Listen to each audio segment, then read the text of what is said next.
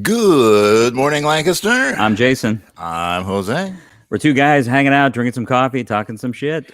That is way better than two guys drinking some shit and talking some coffee. That's true. But spoiler alert, we're going to be talking about some coffee today on the program. Hey. There's a guy who makes pizza in a tent in our parking lot. What? Yeah. We're going to call him the pizza tent guy for now. We're going to learn all about him a little bit later in the program. We're going to answer the age-old question that everybody seems to be asking these days, and that is, who is Jose Johnson?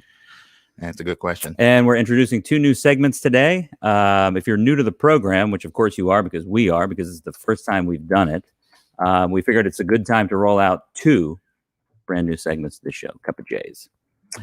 We are broadcasting from the second floor media studio of the Candy Factory. That's a great place to be. Candy Factory. Do we make candy? No, we don't make candy. The Candy Factory is a co-working and social club located right here in the heart of downtown Lancaster. It's a place where you can come and work with other people in a safe way, which we need right now. We're a year into this pandemic. We need to be able to socialize with people. It's nuts. It's crazy. Yeah. So that's what's going on. That's what's going on here. Now, the Candy Factory, if you want to tap into this network, if you want to socialize and work with other people, our memberships start at just $10 for a virtual membership, all the way up to private offices. You can check out Co-working in Lancaster for all the details. And we couldn't produce this show or all the other shows that we produce out of this media studio without the help of the mothership, the Candy Factory. So check that out. So welcome to Cup of J's. We want to hear from you. So we're going to introduce our first question of the day. So what we want you to do, if you're watching right now, is we want you to drop the answer into the comments on whatever platform you're watching us on. And we thought appropriately, since we were broadcasting on the So Good Lancaster platform, So good. we thought it'd be helpful to hear from you what you think makes Lancaster so good. Yeah. So whatever you think makes Lancaster so good, we want to hear from you. Drop it in the comments. We're going to be talking about all the things that we think makes Lancaster so good over the course of this program. We're going to be rolling on Friday mornings, 8:30 live, right here on So Good Lancaster. Be here. Now it's time for two guys who like coffee to talk about what's in the cup.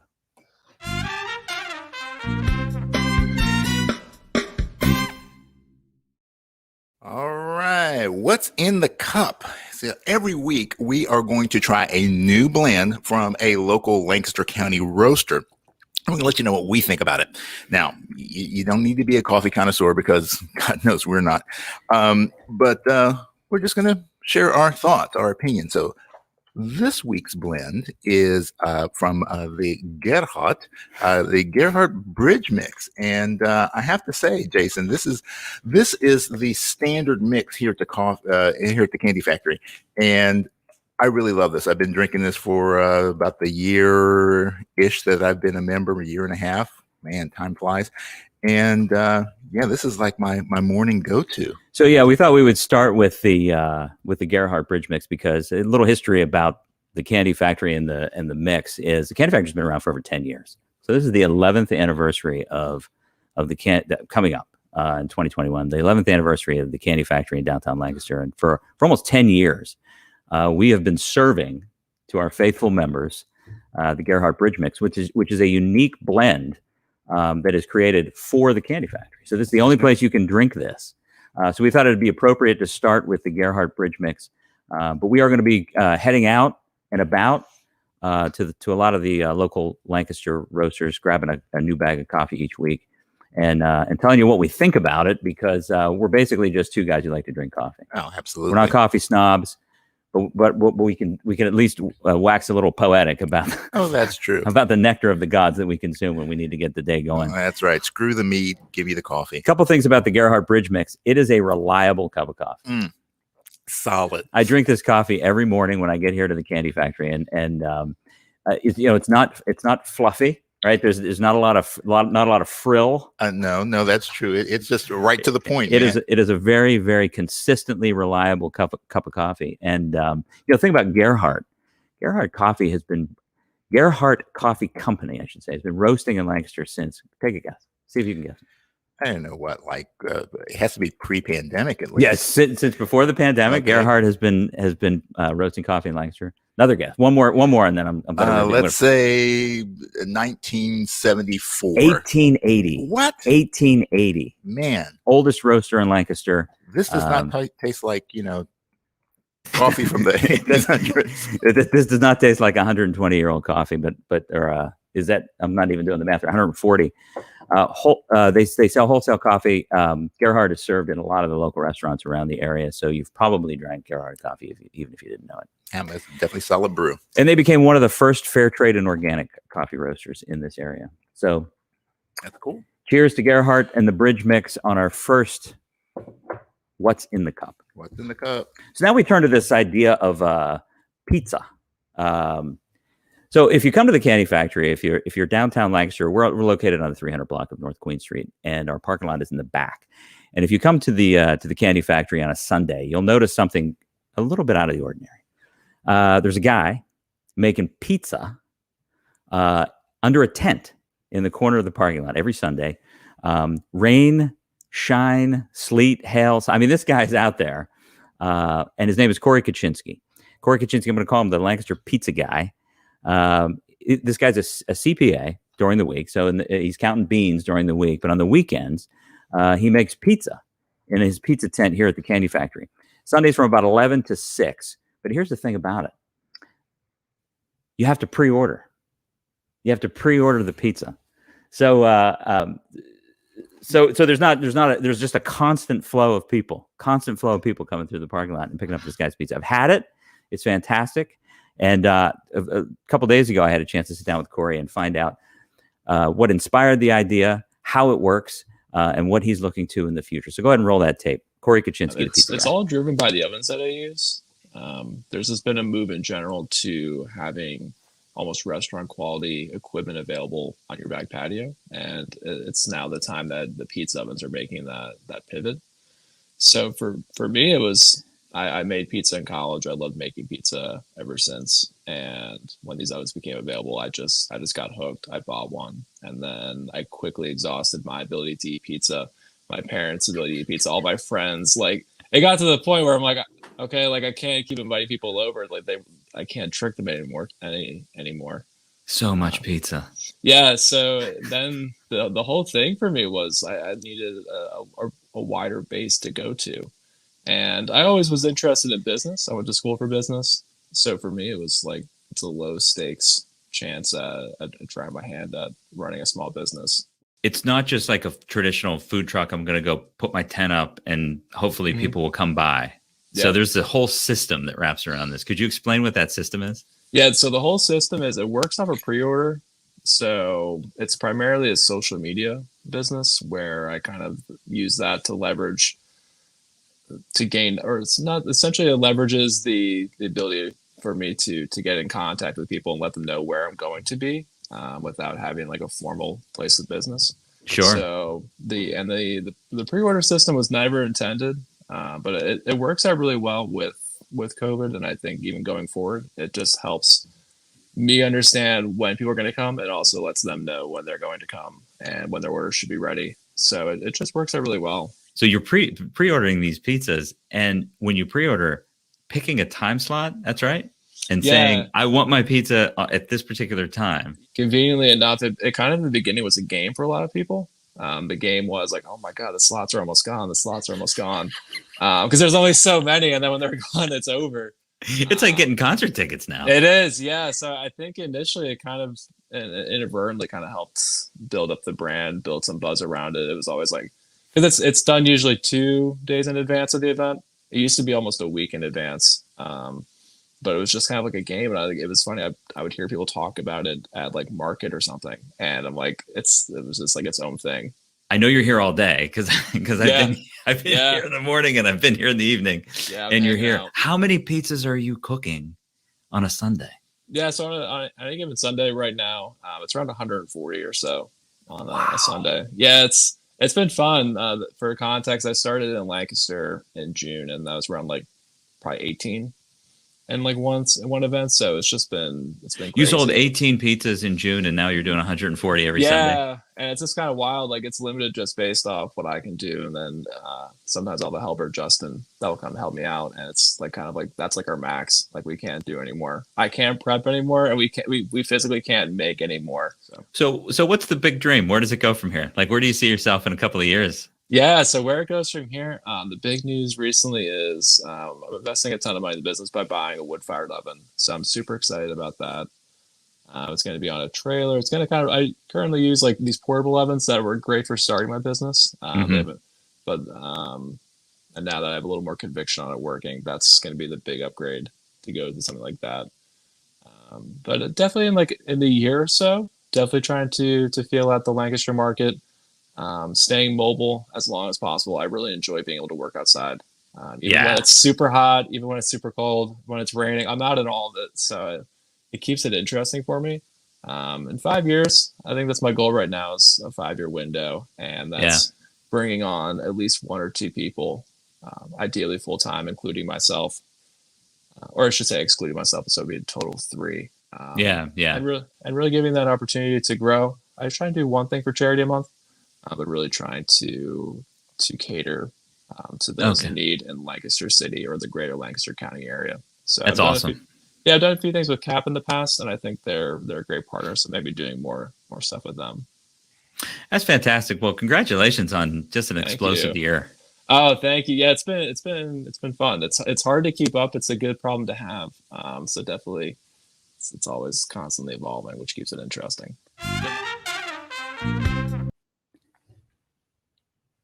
Have you had the pizza tent guy? You know, unfortunately, I have not had the pizza tent guy. Well, not the pizza tent guy. The pizza tent guy. I haven't imbibed yet in the pizza. Yeah, no, it's fantastic. If you're downtown on a Sunday, the thing is, you got to know that you want to pick it up because as he mentioned in the interview, a couple of days in advance. So I just checked it out. So this Sunday coming up on the 7th of March.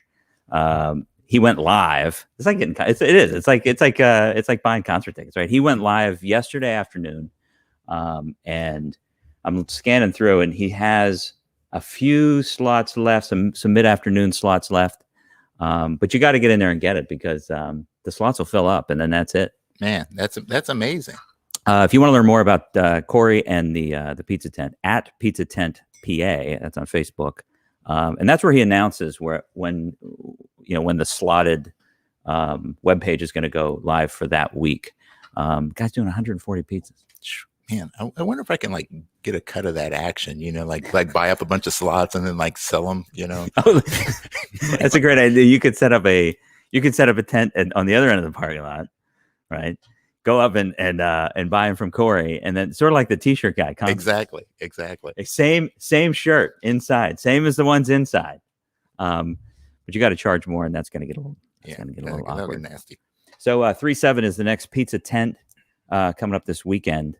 Check it out. Corey's awesome. This guy. We came over here to work at the candy factory one Sunday afternoon, and it was like a wintry mix. Yeah. And it was like, I don't know, 37 degrees. And I thought, wow, there's no way this guy's going to be out there. The guy was out there all day making pizza. Man. It doesn't matter. Well, pizza's kind of like, the post, I was going to say like the post office, but thank God it's not like the post office anymore. But, the delivery, that's it. Rain, sleet, snow. Doesn't matter. Pizza cannot be stopped by weather. And that's quite a pivot, too, from CPA to making pizzas. And speaking of pivots, one question that people have been asking me for a long time now is, who is Jose Johnson? Why would they ask that question? So because it's our first episode, we thought we didn't want to do the whole thing as a biography, right? But we wanted to introduce ourselves to a lot of you folks out there who are watching. And we thought we'd start with Jose, my friend Jose Johnson over here, co-host of CUPPA J's. He's a musician, martial artist, most importantly, the host of a program called Mastering the Mindful Mindset, which is produced by the Candy Factory Media Collective, which is also the production company behind this gem, this gift to the internet that we're providing this morning. Ooh. And that show is going to be rolling out on the So Good Network next Monday. So next Monday, second and fourth Mondays at 10 a.m., Jose's show, Mastering the Mindful Mindset, will be dropping. So who is Jose Johnson? That's a very good question. That's one I'm still trying to figure out myself. Like you're saying, it's my life has kind of taken a lot of interesting twists and turns, pivots, and I could go into who I was, but I think who I am right now is just a person who's trying to make sense of all of these varied experiences in life and put them together in a way that not only helps me, but I like to be able to share those little gems of wisdom that I picked up over my nearly 60 years of doing stupid stuff to find a better way of living and finding balance in life. So yeah, that's pretty much it. You've had this long career of being a professional musician. You ran a martial art a Tai Chi studio for many years in the Harrisburg area. Champion. Is there anything when you look back over life, highlights like, man, that was when I was doing that? I mean, besides the first episode of CUPPA. Yeah, well, obviously that was the pinhole. this is the peak, right? Man, all roads have led to this morning. God, I feel like Charlie Sheen living in the trailer park now. No, there's I guess at every point at that moment you kind of feel like, wow, this is it. This is so great. And then in retrospect, you start to look at it, it's like, well, it's just part of a larger picture.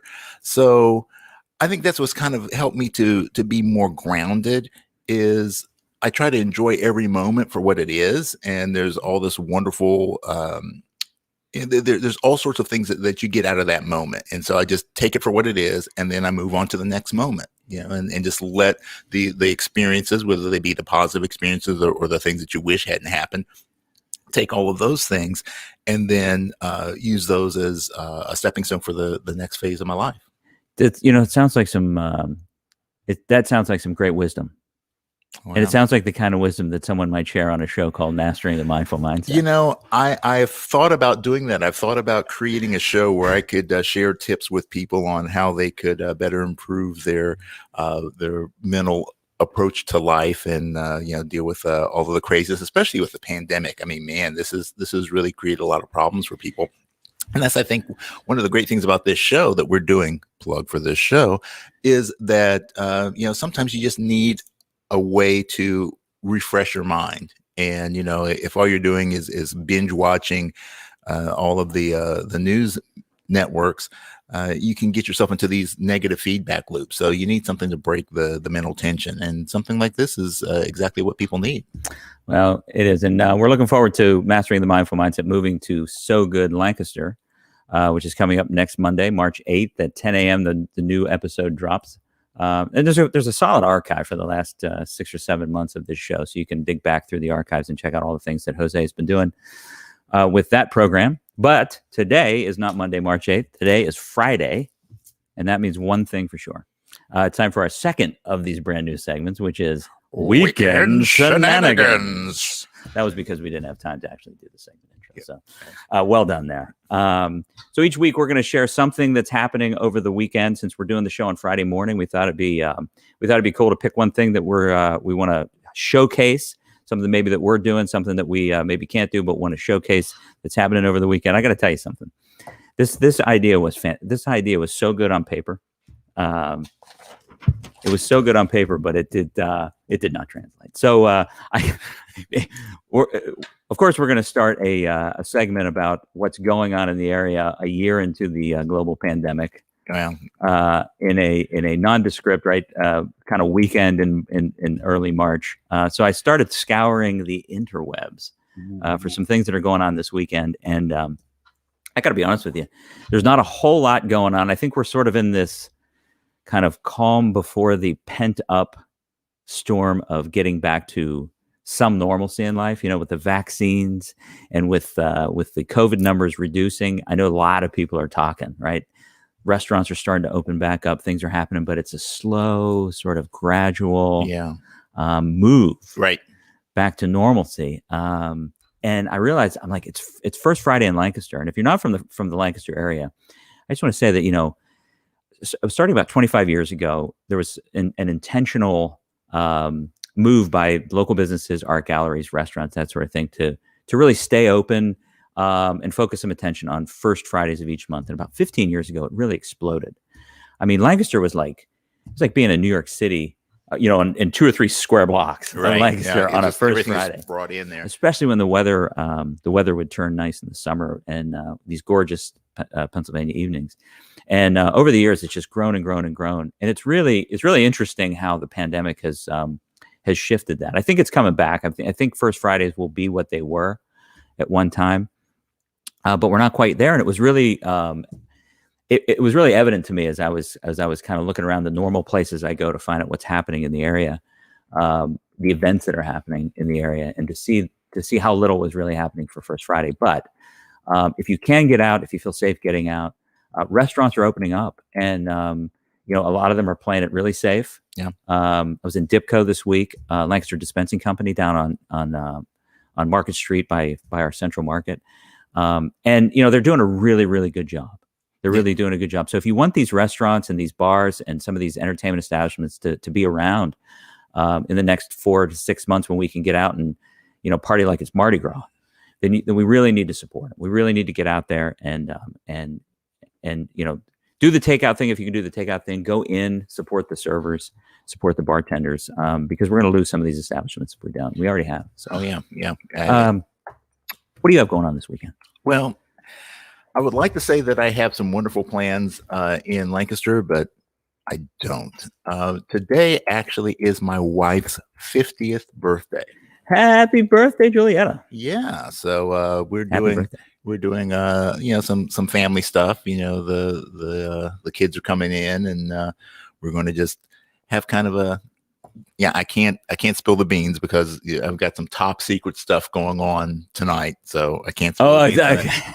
Can't spill the beans. Trust me, I've been interrogated already.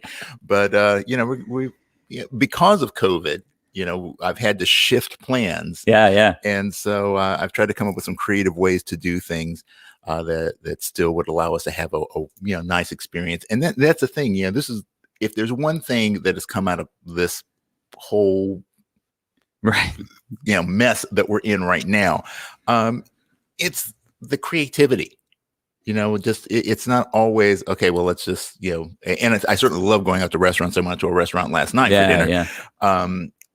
But it's you have those defaults, and so when you don't have them, you have to become creative with your solutions. Yeah, for sure. So I found some really creative things to do, and so we're going to do that tonight, and then tomorrow we're going to take a little day trip down to Fells Point. Oh, cool. So I feel like Snake Plissken. I'm escaped from Lancaster County instead of escape from New York. So I'm gonna break out for. That's something we definitely have to do on this program. Well, is we have to also talk about the field trips that you can make from Lancaster. Lancaster's such a great. It's one of the things that make Lancaster so good. Is where we are geographically. There's so many awesome places that you can get to within an hour or two drive. So I'm going to make a note of that. Yeah, we need to talk about that. Yeah, that I think that'd be a great segment. Yeah. So every Friday you can tune in. Jose and I will have something that we want to showcase or feature that's going on that weekend. But in addition to that, you can tune in every Sunday to the So Good Lancaster on all the digital platforms for a show called So in the Know. And our co-producer Ruby is one of the hosts of So in the Know. There's Ruby right there. Oh boy. Her and her partner Ariana bring you a whole host of things that are happening around the Lancaster area for the following week. So you can check that out. Sundays, the new video drops. But, this is an on-demand world we're living in. It certainly is. So the video drops on Sunday, but you can watch it all week. You can go back and watch it again and again, just so you remember exactly what's happening, and you can stay in the know. And I should mention also that on Monday, March 8th, which isn't the weekend, of course, but it's the end of the week, the weekend end. The end is Monday, March 8th, International Women's Day. Yes. And while there's a lot of guy sitting here, this show is produced by women. Ann Kirby and Ruby Mundock are two producers, and Ariana Henderson also works on this program. Couldn't do it without them. So on International Women's Day, be sure to celebrate all the wonderful women in your life. Absolutely. So as we wrap up, we asked you a question of the day. We asked you what you think makes Lancaster So Good. And we want to see if anybody chimed in on that. So let's turn to our production staff and see. Do we have any comments? Jose. Oh yes, I do make Lancaster so good. Thank you, Austin. Thank you, Austin, for tuning in and throwing some props at my pal Jose. Yeah. Josie, anybody else comment on what makes Lancaster so good? Patrick Buzzer says coffee and pizza. Ooh, man. Pat, we got it all here. What else do you need? You know? Thanks, Pat Buzzard, for chiming in. Coffee and pizza. One more. So Good Lancaster. Lonely Monk from Karen Shank.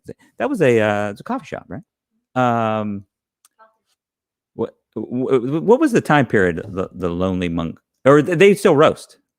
They were a roaster, and now they, I think, are opening up a space as well. They're opening a space as well. Local roaster. Yeah. So we're going to have to, let me make a note of that. We have to add that to the list. It's a good thing I brought my pen today. Yes. It's a good thing I brought my, You can't do anything without a pen. I was thinking how old school we are here with the paper. Yeah. You know what I need? You know what I need? What do you need? You know who was the smartest guy who ever did a show like David Letterman? Letterman. Loved Letterman. I need index cards. Yeah. Can somebody make a note back there to get index cards for next week? Okay. I've got a stack of index cards at my desk. Oh, I'll do that. Perfect. Yeah. All right. I was actually thinking we need a band. We do need a band. I have a friend that used to play with Letterman's band, and so maybe I'll talk to him about. Yeah, just him. Just It'll be just him. Just be a guy. What instrument does he play? Well, he's a trumpet player, obviously. Yeah, we'll have a trumpet player. We're gonna have a. So Frank, if you're listening, maybe you can get Bones to come down too. So we'll get the most dangerous band in the world to move from New York down to Lancaster and work on our show. All right, so let's see if we can get our house trumpet player. Let's see if we can get Lonely Monk coffee for next week. See if we can do that, and let's see if we can get Jason some index cards. All right. So I don't have all these papers. I think we can get the index cards. Well, thank you all so much for tuning into our first episode of Cup of J's. Be sure to tune in every Friday, 8:30. We're live from the second floor of the Candy Factory in downtown Lancaster. And remember, keep your cup full with all that makes Lancaster so good.